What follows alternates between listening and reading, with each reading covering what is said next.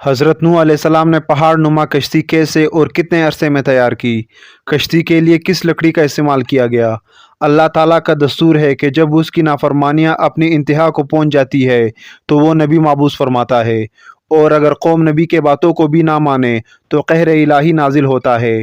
چنانچہ اللہ تعالیٰ نے اس قوم میں سے ہی ایک نیک شخص حضرت نوح علیہ السلام کو نبوت کے جلیل القدر منصب پر فائز فرمایا۔ حضرت نوح علیہ السلام نے 900 سال تک اپنی امت کو راہ راست پر آنے کا درس دیا، تاہم صرف 80 لوگ ان پر ایمان لے آئے۔ حضرت نوح علیہ السلام طویل عرصے سے ہم وقت تبلیغ دین میں مصروف رہنے کے باوجود اپنی قوم کی بے راروی پر بڑے دل گرفتار رہے۔ رات کی تنہائیوں میں آنسوؤں کے سمندر کے دوران اپنے رب سے قوم کے لیے دعائیں کرتے کہ اے میرے پروردگار، میری قوم نادان ہے، ناسمجھ ہے، اسے معاف کر دے۔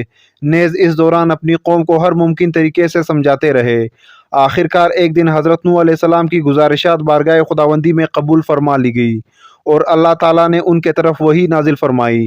ابن کثیر نے لکھا کہ بعض بزرگوں کے مطابق اللہ تعالیٰ نے حضرت نوح علیہ السلام کو یہ حکم بھی فرمایا کہ فلاں درخت اگاؤ جس سے کشتی بنائی جائے گی۔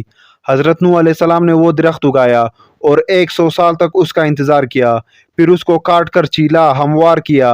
اس میں بھی ایک قول کے مطابق 100 سال اور دوسرے قول کے مطابق 40 سال کا عرصہ لگ گیا۔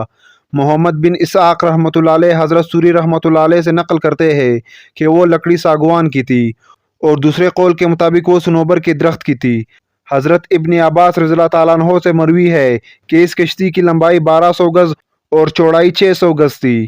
ایک اور قول کے مطابق لمبائی 2000 گز اور چوڑائی 100 گز تھی۔